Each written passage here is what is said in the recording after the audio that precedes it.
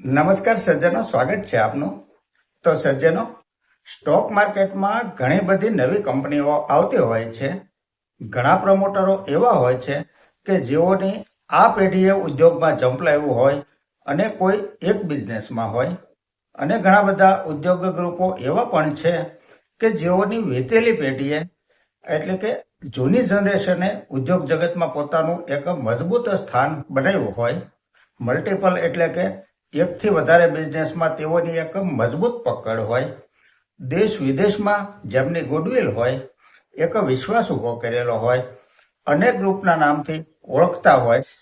ઉદાહરણ તરીકે જોઈએ તો આપણા દેશમાં ટાટા, બિરલા, અદાણી, અંબાણી, કિર્લોસ્કર, બજાજ, ગોદરેજ, મહિન્દ્રા એન્ડ મહિન્દ્રા આવા અનેક ઉદ્યોગ ગૃહો આપણા દેશમાં સારી રીતે બિઝનેસ કરી રહ્યા છે.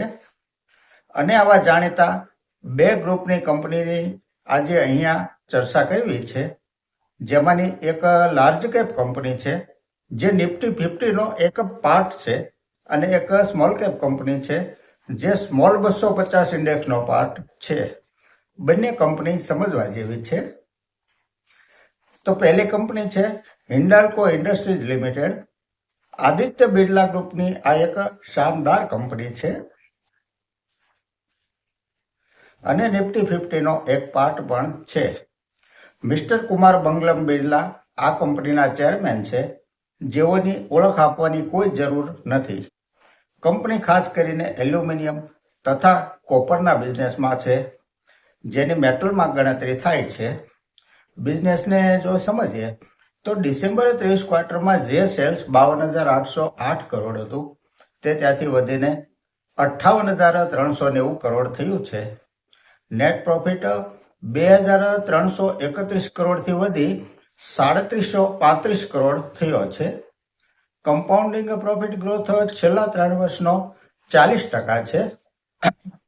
સેલ્સ ગ્રોથ CAGR છેલ્લા 3 વર્ષનો 18% છે અને ઓપરેટિંગ પ્રોફિટ માર્જિન 13% છે.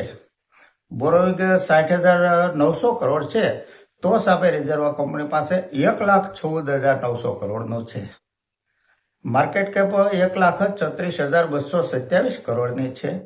પી રેશિયો 9 એટલે કે સિંગલ ડિજિટમાં છે. ROC 11% છે, ROE 10% છે અને ડિવિડન્ડ યીલ્ડ 0.58% છે. શેર હોલ્ડિંગ પેટર્ન જોઈએ તો પ્રમોટર હોલ્ડિંગ 34.65% છે, FII 28.04% છે, DII 24.53% છે અને પબ્લિકનું હોલ્ડિંગ 12% છે. આ એક પ્રોફિટેબલ કંપની છે. આગળની કંપની જોઈએ તો ગોડફ્રે ફિલિપ્સ ઇન્ડિયા લિમિટેડ. ભારતની આ એક અગ્રણી FMCG કંપનીઓમાંની એક કેકે મોદી ગ્રુપની કંપની છે, જેના નામ ઉપર ફોરસ્ક્વેર, રેડ એન્ડ વ્હાઇટ, કેવેન્ડર્સ જેવી પ્રતિષ્ઠિત સિગરેટ બ્રાન્ડ છે. ભારતમાં પ્રસિદ્ધ માર્લબોરો બ્રાન્ડના નિર્માણ તથા વિતરણ માટે ફિલિપ્સ મોરિસ ઇન્ટરનેશનલ સાથે સમજૂતી છે આ કંપનીની. કંપનીનું ક્વાર્ટર 3નું રિઝલ્ટ જોઈએ તો ડિસેમ્બર 30 ક્વાર્ટરમાં જે સેલ્સ 1,158 કરોડ હતું તે ત્યાંથી વધી 1,896 કરોડ થયું છે.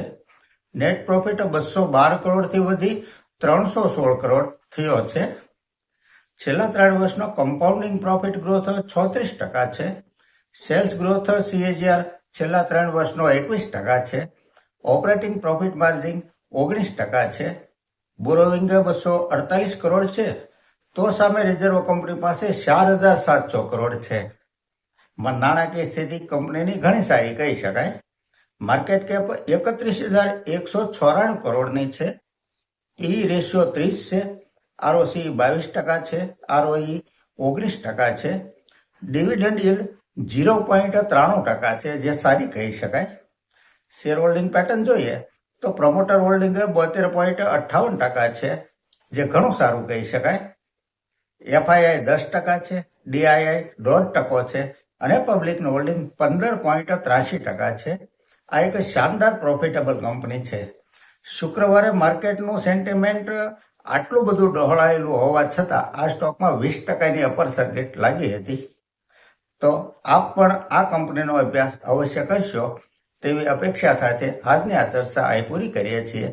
જો આપને ચર્ચા પસંદ આવી હોય તો લાઈક અને સબસ્ક્રાઇબ કરવા વિનંતી કરું છું. નમસ્કાર.